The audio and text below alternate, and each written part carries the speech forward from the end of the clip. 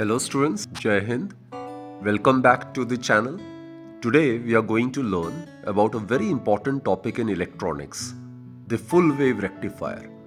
This device is used to convert alternating current or AC into direct current known as DC. Full wave rectifiers are used in chargers, power supplies and many electronic circuits that need a smooth DC voltage. So let's begin by understanding the components needed to build a full wave rectifier, and then we will be discussing its principle and working. This is the resistor across which transformed DC output is obtained.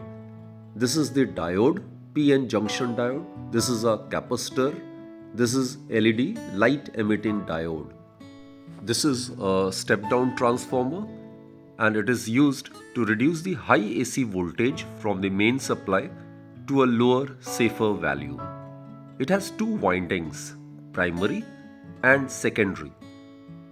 The primary is connected to the AC input, while the secondary provides the reduced AC voltage that we will be using for rectification.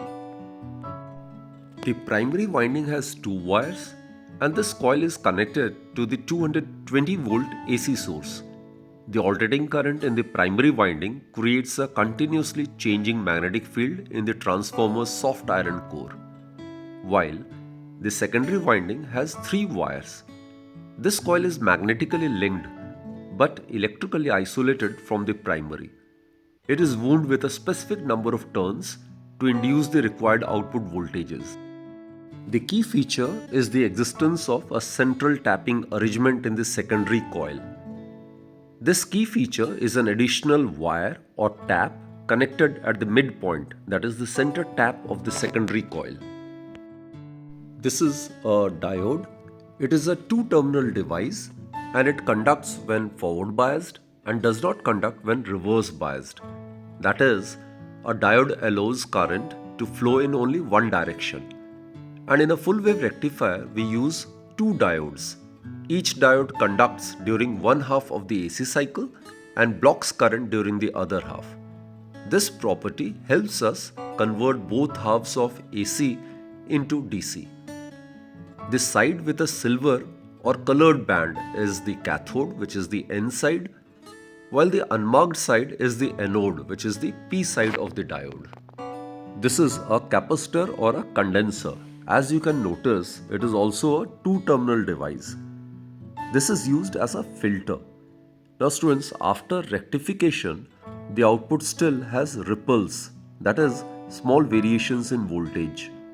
A capacitor filter is used to smooth out these ripples. It stores charge and releases it when the voltage drops, giving a more steady DC output. This is a resistor.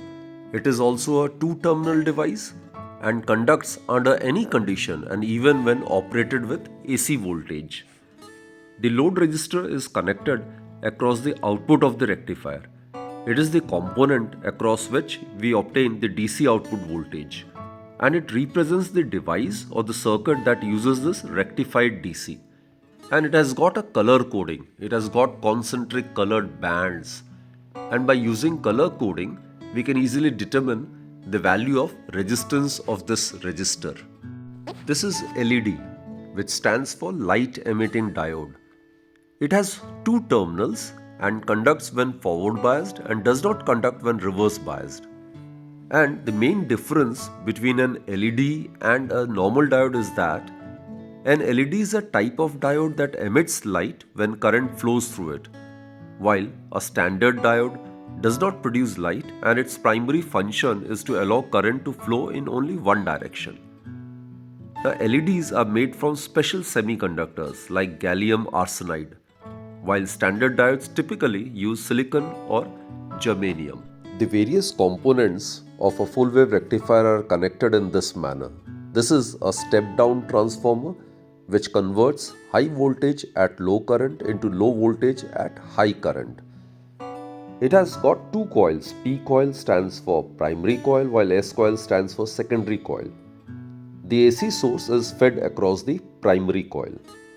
And in a step-down transformer, the number of turns in the primary coil is greater than the number of turns in the secondary coil. The two diodes D1 and D2 are connected across the S coil. And also students, this is the secondary coil and these are the two diodes, diode D1 and diode D2. They are connected across the S coil, right? And it has got a central tapping arrangement. And this is the load resistor or the LED. One end of the load resistor is connected to the two N sections of the two diodes. These are the two N sections of the two diodes, while the other end of the load resistor or the LED is connected to the central tapping arrangement. The output so obtained is pulsating, and this pulsating DC is passed through the capacitor. The capacitor charges when the voltage increases and discharges when it decreases, reducing the ripples and providing a smoother DC output. The transformer described has a two-wire primary winding and a center tapped secondary winding, which allows it to provide multiple voltage outputs, specifically 6 volt and 9 volt AC. Now students, let us discuss full wave rectifier in detail, right? And for that we need to first be aware of the process of rectification. The process of converting alternating current or voltage into direct current or voltage, that is what we call as rectification. Now students, a PN junction, it can be used as a rectifier in two ways. One is the half wave rectifier and the other one is the full wave rectifier. Now a rectifier, as we have discussed, it rectifies both halves of the AC input into DC output. And whether it's a half wave rectifier, full wave rectifier or a bridge wave rectifier, the working principle for all of these rectifiers is same. And it works on the principle that a junction diode, when it is forward biased, then it offers extremely low resistance. Now students, a junction diode is said to be forward biased when its P section is connected to higher potential and N section of the diode is connected to the lower potential. It is in this case that the diode is said to be forward biased. And during forward biased, we are aware the thickness of the depletion layer is very, very small. So it offers extremely small resistance for the migration or the transference of the majority carriers across the junction. So basically during forward biased, it offers very low forward resistance, right? And when the same diode is reverse biased means when the P section of the diode is connected to the lower potential of the external source and the N section of the diode is connected to the higher potential of the external source, like this. It is in this case that the diode is said to be reverse biased. And when the diode is reverse biased, then the thickness of the depletion layer increases. So it offers very, very high resistance to the flow of current, right? Only a negligible current flows through the junction, and that's due to the transference of the minority carriers from the two sections of the diode. So it's very simple, students. The principle on which a junction diode, the working of a junction diode is based is that a diode when forward biased, it offers extremely low resistance, and a diode when reverse biased, it offers extremely high resistance. And for an ideal diode, ideal means for a perfect diode, when an ideal diode is forward biased, then the resistance offered is 0. Resistance offered by an ideal diode when forward biased is 0. While when reverse biased, for an ideal or a perfect diode, the resistance offered is infinity. That is, it blocks the flow of current. It will not allow the passage of current through it. So the working of a rectifier is based on the fact that the resistance of PN junction, it becomes extremely low when it is forward biased, and it becomes extremely high when it is reverse biased. Now students, we have already discussed the construction part or the arrangement part. These are the two PN junction diodes which are to be connected across the secondary coil, and AC source is to be fed across the primary coil. This is the P coil, which is the primary coil of a step down transformer. Step down transformer means the number of turns in the primary coil must be greater than the number of turns in the secondary coil. And as we have already discussed, a step down transformer, it converts high voltage at low current into low voltage at high current. Transformer doesn't convert AC into DC. It merely converts high voltage at low current into low voltage at high current. Right? It is the diode which will accomplish the rectification process. Right? So these are the two diodes. Now, this is the load resistor across which the transformed output is to be obtained. Suppose these points are A and B. Now across the load resistor, the transformed output is supposed to be obtained. Now one end of the load resistor, as you are aware, it's connected to the N sections of the two diodes. These are the N sections of the two diodes, and this is the P section.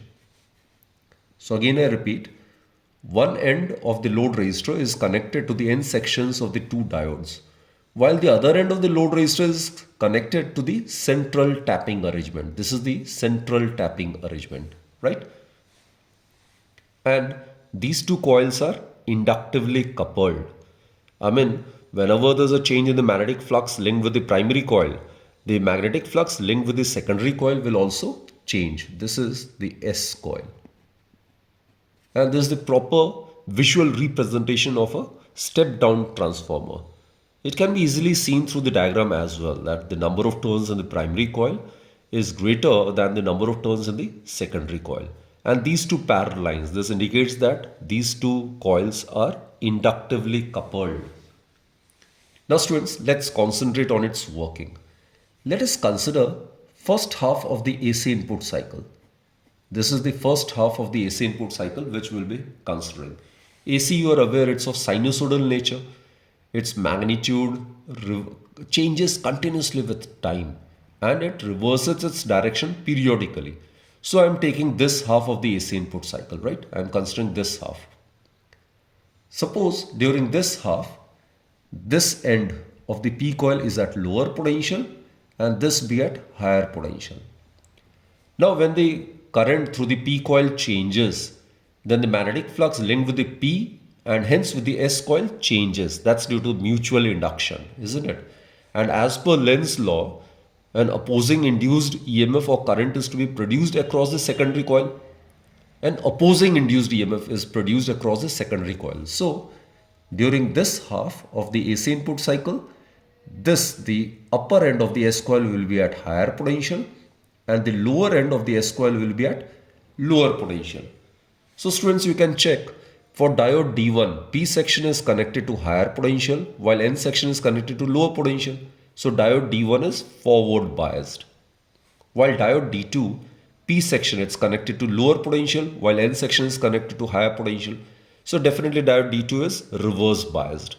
And we are aware, if we consider these two diodes to be ideal or perfect ones, then only diode D1 being forward biased will conduct current.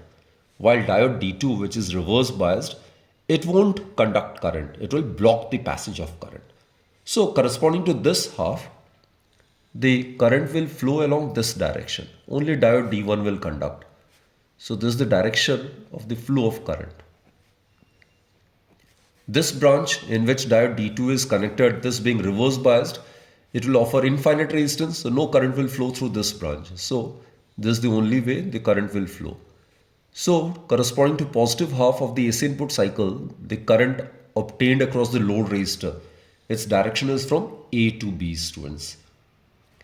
Corresponding to this half of the AC input cycle, the output currents obtained across the load resistor is from A to B, right? It's from A to B, remember that. And also, you are aware, a transformer can't be 100% efficient, isn't it? Perfect coupling between P and S coil is never possible. There are some iron losses, there are flux losses, right? There is hysteresis loss, then production of sound. In that case, also some energy is wasted. So what I mean to say is that the output obtained is of slightly lesser amplitude. This is the output obtained, corresponding to this half of the AC input cycle. This is the corresponding output obtained. Now students, let us consider second half of the AC input cycle. This is the half which we are considering. Now, this is the P coil and this is the secondary coil and this is the load resistor, right? And these are the points we have considered to be A and B. Okay. During this half, obviously the polarity will get reversed. AC is that current which changes its direction sinusoidally. It reverses its direction periodically, right? So if earlier the top end of the P coil was at lower potential, now it will be at higher potential and this will be at lower potential. Now this is alternating current. Due to the change in the magnitude of the current, the magnetic flux linked with the P coil will change. Due to mutual induction, the magnetic flux linked with S coil will also change. And as per the phenomenon of EMI, whenever there is a change in the magnetic flux linked with the coil, an opposing induced EMF or current is produced in the coil. So in the S coil, an opposing induced current will get produced. So this top end of the S coil will be at lower potential and the lower end of the S coil will be at higher potential. Now students, you can very much check that diode D1, its P section is connected to the lower potential and N section is connected to the higher potential. So in this half, the diode D1 will get reverse biased and accordingly it won't be conducting current. This branch will offer infinite resistance, right? While on the other hand, diode D2, this will get forward biased. Look, this is the P section and this is the N section. P section of the diode is connected to the higher potential while the N section is connected to the lower potential. So during this half of the AC input cycle, only diode D2 get forward biased. So accordingly, it will offer zero or extremely low resistance. So it will conduct current and current will flow in this direction. This branch, it will offer infinite resistance because of the fact that diode D1 is reverse biased. So students, you can check during this half of the AC input cycle, the current obtained across the load resistor is again from A to B. Here also the direction of the output current was from A to B, and during the second half of the AC input cycle, again the direction of the currents obtained across the load resistor is from A to B. So the direction of the output current is unidirectional. So that's one of the most important property of direct current, right? It is unidirectional. So corresponding to this half, we will get an output like this.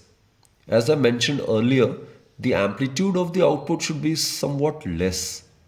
So this is the output which we will obtain. The amplitude of the output should be less because a transformer suffers from various losses. As I mentioned earlier, perfect coupling between P and S coil is never achievable. Then there are flux losses, iron losses, hysteresis loss, then humming sound, production of humming sound, and so on. And the direction of the current obtained across RL in both the cases is same. So corresponding to this half of the AC input, this is the corresponding output which we will obtain. Of the output current during both halves across the load resistor is from A to B. So the nature of the output obtained is unidirectional. And students, also the magnitude of the output current across RL at any time, it will vary in accordance with the AC input voltage, right? As shown over here.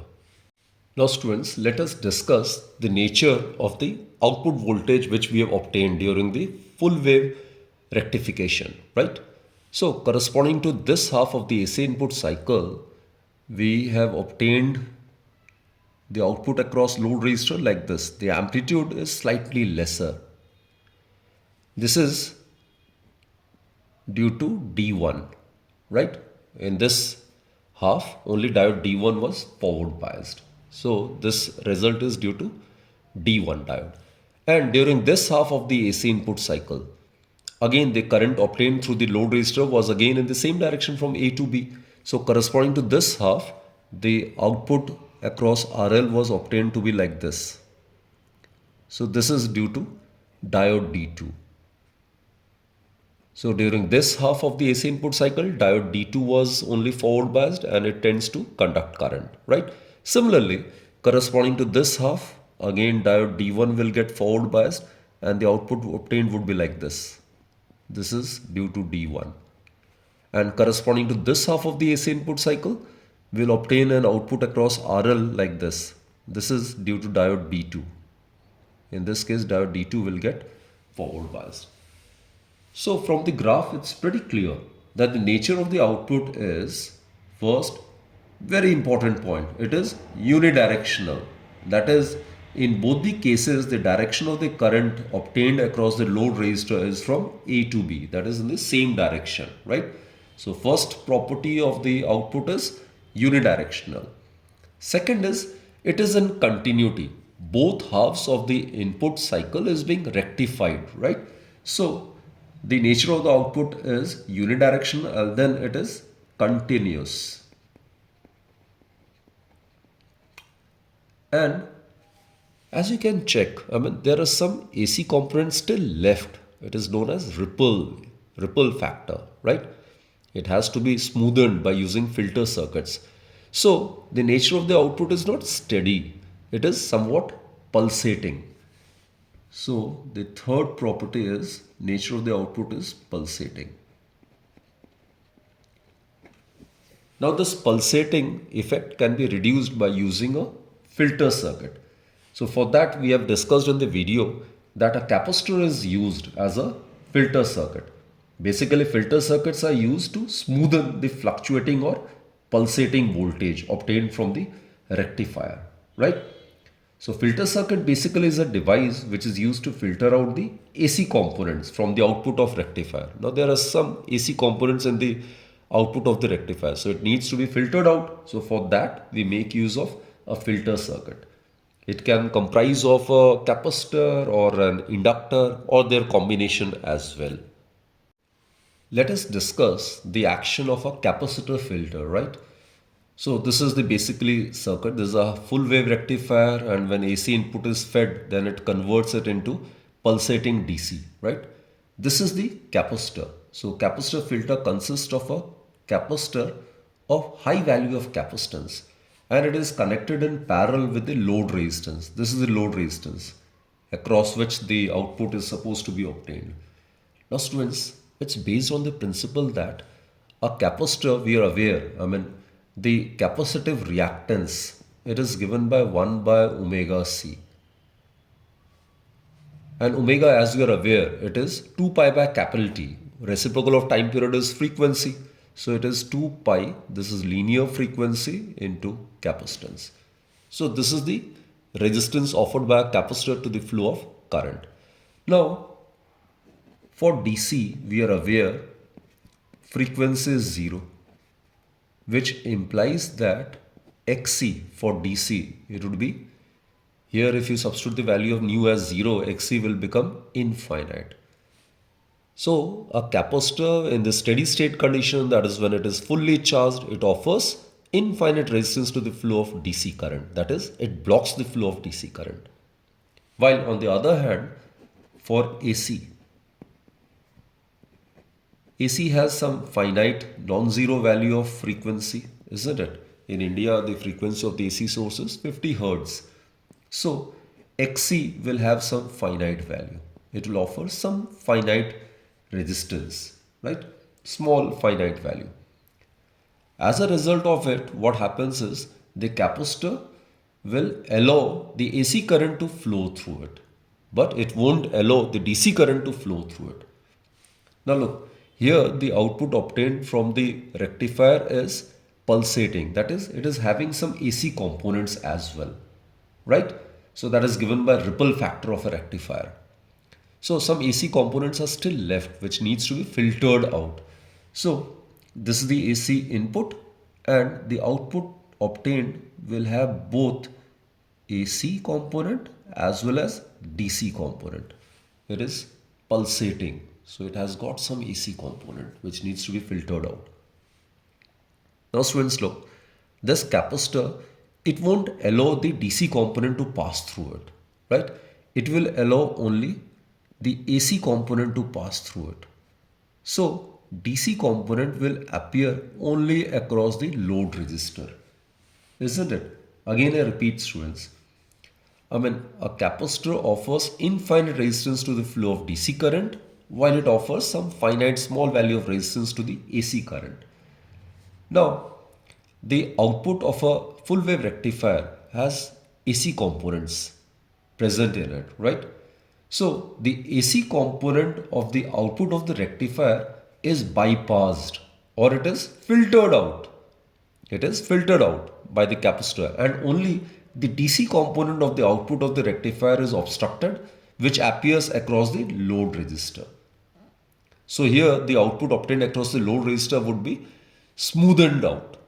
The pulsating effect will be greatly minimized. So that I will show it graphically. So it will minimize like this. So the pulsating effect will get greatly minimized. Now it will get smoothened out. So by using filter circuit, we can obtain a steady value of DC current, right? Pulsating effect. This pulsating effect is greatly reduced. So that's the purpose of using a filter circuit. We can make use of a capacitor or an inductor or combination of both as filter circuits. Now let us discuss some key points. The output DC voltage would be given by the product of the mean load current and the load resistance. So the output DC voltage can be written as load current, which is in the form of DC, multiplied by the load resistance, that is RL. Now this is the mean load current. And if I0 is considered to be the peak value, the maximum or the current amplitude, then the mean load current would be 2I0 divided by pi. I0 is the peak value of current, right? Multiplied by load resistance. So this is the expression for the output DC voltage. And students, one more important point is full wave rectifier rectifies both halves of the AC input into DC output. So its efficiency is twice than that of half wave rectifier. So the efficiency of a full wave rectifier is 81.2%. That is twice the efficiency of the half wave rectifier. And efficiency actually it's defined as the ratio of the output DC power to the input AC power multiplied by 100. So that will give you the efficiency.